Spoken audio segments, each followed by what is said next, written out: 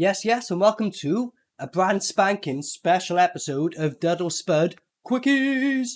This one here, basically the whole point of this episode, or these episodes, which I'm going to do down the line, quickies for the reason, only going to be short ones.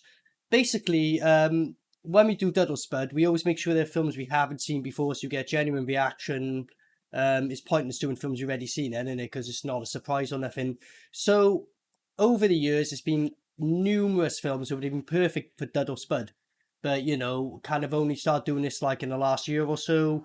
Really should have started about 10 years ago when I started, well, more than that, when I started watching all these crazy films. So what I'm going to do, rather than like never mention these films, because I know some people have said to me in the past, like, oh, why didn't you do this film? Why didn't you do this film? It's like, I've seen it, man. I've seen it. So I'm just going to do like quickies, just a quick one, bang, bang, bang.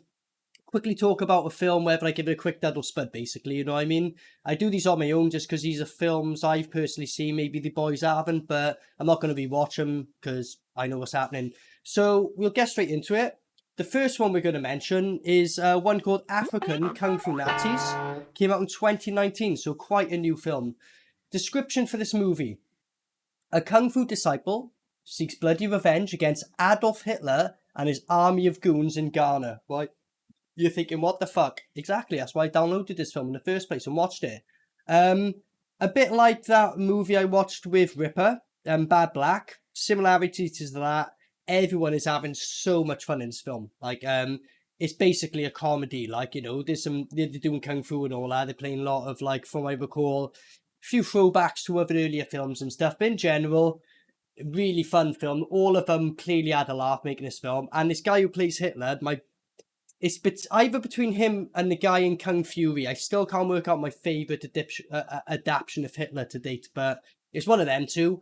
But yeah, this one, African Kung Fu Nazis, I would happily give a spin.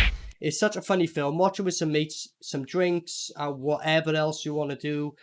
You can't really go wrong. You're going in for a film called African Kung Fu Nazis. You know you're getting. It's fantastic. So I can't really say no more than that. So next one is one called Last Rites, aka Gangs of the Dead. Now, the reason I was so interested in this, not only because back in the day I had this crazy, I call it a fetish with zombie films. I was literally obsessed with watching every single one. It doesn't matter whether you made it with your mate in a back garden, I'd want to watch it. If it's a zombie film, I watched so many, and then, when they started all getting really shit, I started going off them a bit. But this was around the time I was really into zombie films. As I said, Gangs of the Dead Last Rites. The main reason I watched this, it stars Reggie Bannister. If you've seen the Phantasm series, fantastic series. Some of my favourite, maybe not the last film, sorry to say, but 1 to 3, maybe even I'll put in there, but 1 to 3 especially, great films. So Reggie Bannister, isn't it? I'm like, oh, I've got to fucking watch this, him and zombies, isn't it? Yeah, they kind of get trapped in a warehouse. It's a bit like Night of the Comet, where like a meteorite hits and then it causes like the whole people to become infected, become zombies. I kind of like a weird thing. I kind of liked this when I was younger. Again, I was younger. I was very biased because Reggie Bannister was in it. But even at that age, I was like, oh, this film's not that good, is it? But I kept coming back to it here and there. But looking at it now with, time past and whatever, I gotta say, unfortunately, this one would get a dud. Some people might say, oh, if you like zombie films, you like it, but there's a million out there. There's hundreds better than this, so that's why I got to give it a dud. Talking of Mr. Reggie Bannister, so I was like, shit, okay, what has he done besides Phantasm? Another movie he done was called Psychic Experiment. It came out in 2010. This film is mad, right? Literally mad. Some of the effects in this is really good. Some like quite weird in a way, but Bannister's in this as well, so that's the main reason I watched it, right? He plays a pedo, if I remember right, in this or something, so, he's getting his comeuppance, but it's dark elements of this film, but this is a film, I hate to say it, when it finished, I remember the first time I watched it, I had a massive headache. I don't know if it's the imagery or, like, the amount of cuts, like, really quick and just the amount of flashing, like, I don't usually... None of that affects me usually, but I remember the first time I ever watched this film, I had a headache, and that's one thing I really remember. Years later, I watched it again. I appreciated it a little bit more with the effects and that. Very weird film, but it's not one that I can see many people in the world liking, so I have to give it a dud. Although for me, I'm close to a spud because I liked some of the effects and that, but from what I recall overall, bit of a dud, that one, to be honest. So if you want to search out for it, don't put it on me if you don't enjoy it. Right, getting into some classics now. Ones that are perfect, the channels we know. I'm just going to talk about both of them because they're basically both the exact same film. Deadly Prey, that came out in 1987, and Deadliest Prey, that came out in 2013. Yeah, long time. So Deadly Prey, I remember watching this in uni with my mate Edges, man. He had this on VHS, and it was like, you know, we love these really bad movies, so bad they're good, but this was special. All of us, like, every time we watch, like, every weekend, we'd, like, have, like, 13 of us down in the living room watching it, and every weekend we just have more people watching it, like, really grown in mad appreciation for this film. So, yeah, this was an incredible film. And then, yeah, like, all these years later, in 2013, they did Deadliest Prey, a sequel. They knew the score, why people liked it because it was a bad film, but all these years later, they literally remake the film. There's, like, 80% of this film is literally the first thing, scene to scene. There's a few little differences they put here, but it's basically Deadly Prey, and I can't hate it because they knew what they were doing. It was absolute cheese fest, kind of dumb, but it's basically the first film, and if you like the first one, you're going to kind of like the second one. The first one's naturally better, isn't it? But yeah, just loads of dumb moments. Neo do gets his arm cut off with like and then there's no blood. It's just like a stump, and he gets beaten to death. Loads of really dumb shit like that in these two films. But yeah, both of them, they get the SPUD 100%. They're just dumb as fuck. If that's the kind of shit you're into, you're going to enjoy yourself.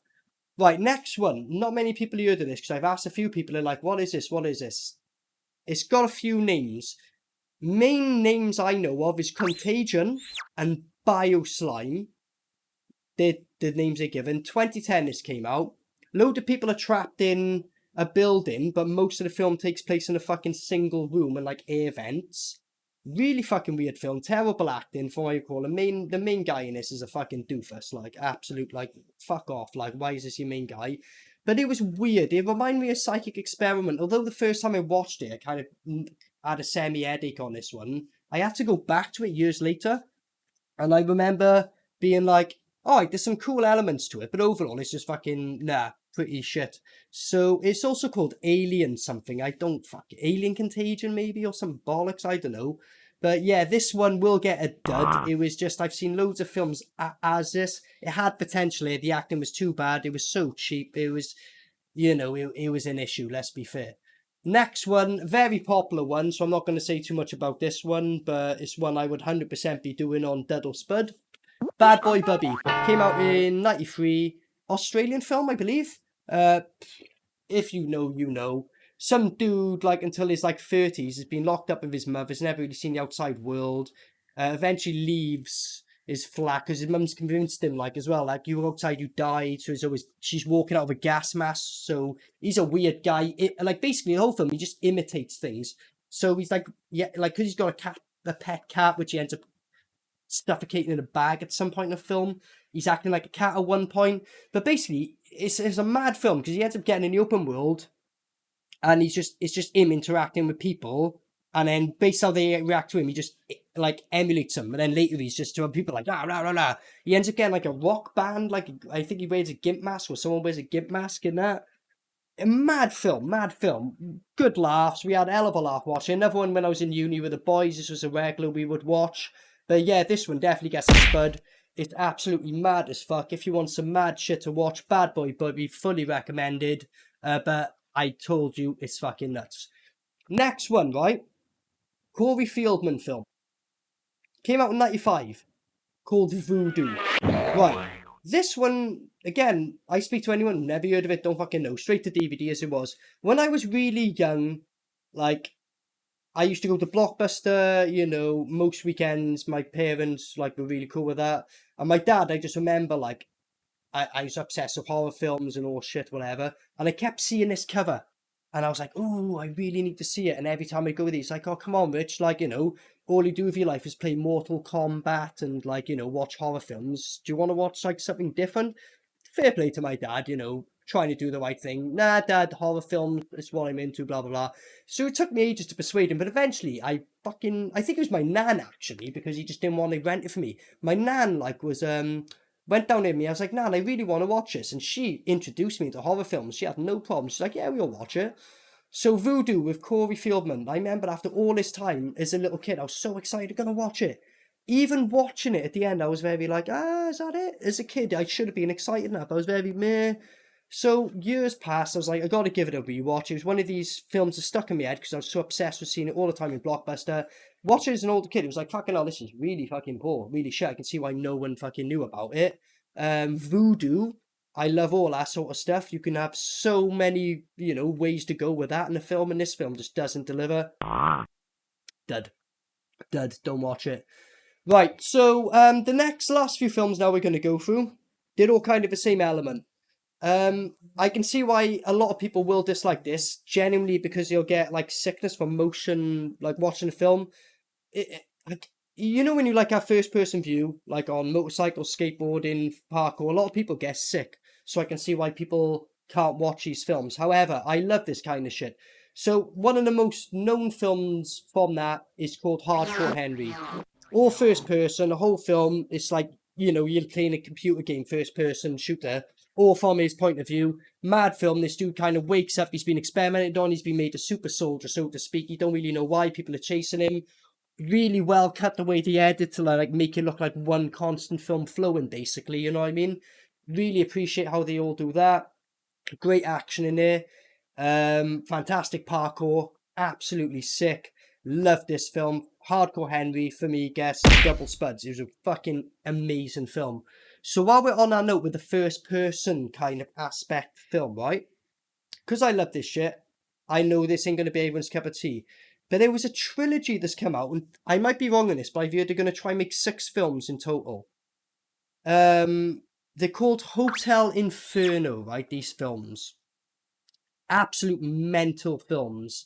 And the people who made them, they've made some other shit like Take the City, Adam Chaplin. They've made some fucking nut shit. This is like Hardcore Henry, same thing, all from a point of view, not so much parkour, but it's kind of like the first one is like he's a mafia guy or like a hitman, but he gets killed and then he ends up in hell.